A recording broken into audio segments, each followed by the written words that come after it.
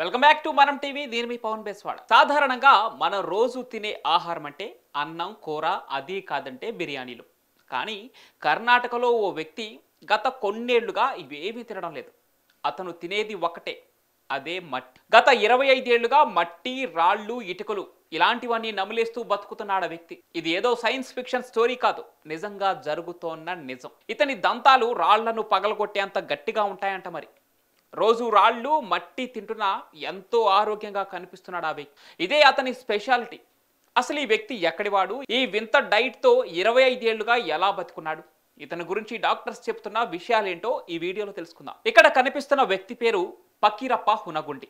కర్ణాటకలోని యాదగిరి జిల్లాకు చెందిన 35 ఏళ్ల ఈ వ్యక్తి ఒకరోజు ఆటలాడుకుంటూ మట్టిని నోట్లో పెట్టుకున్నాడు. ఆ క్షణం అతని జీవితాన్ని మార్చేసిందని చెప్పాలి.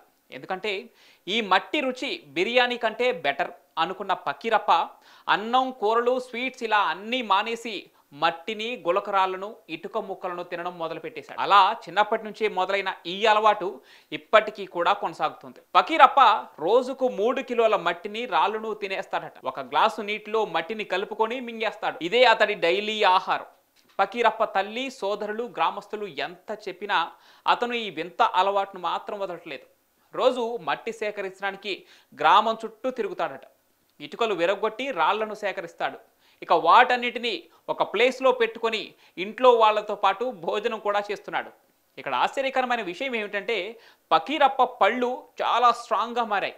అంతేకాదండోయ్, పకీరప్ప ఇన్నేళ్ల నుంచి మట్టి, రాళ్ళు తింటున్నా కూడా ఎలాంటి అనారోగ్యానికి గురి కాలేదు.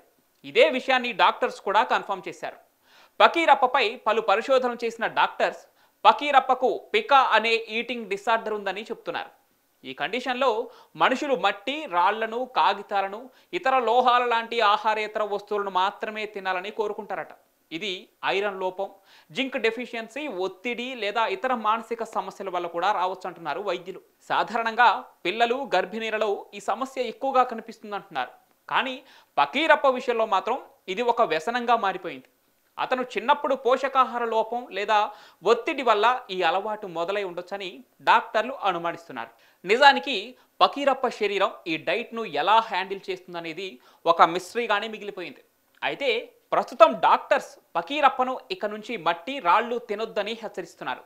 ఎందుకంటే యుక్త వయసు వరకు శరీరం దేన్నైనా అరిగించుకునే శక్తి ఉంటుంది.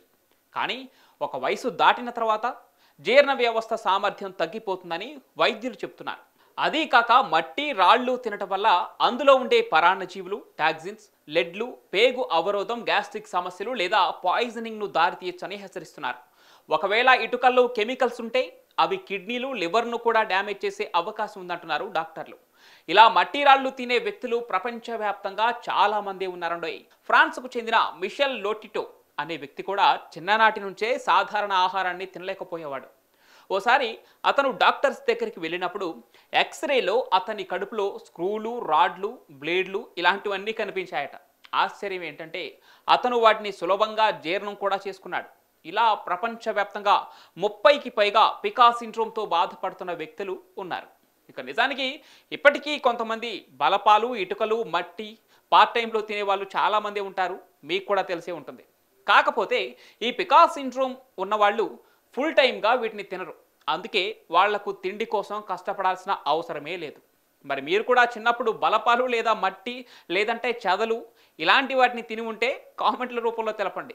అలాగే మీ బ్యాచ్లో ఎవరైనా ఇలాంటి ఆహారేతర వస్తువులను తినేవారుంటే కామెంట్ల రూపంలో తెలియజేసి వారికి ఈ వీడియోను షేర్ చేయండి. ఇలాంటి మరెన్నో ఇంట్రెస్టింగ్ వీడియోల కోసం మనం టీవీని సబ్స్క్రైబ్ చేసుకోండి.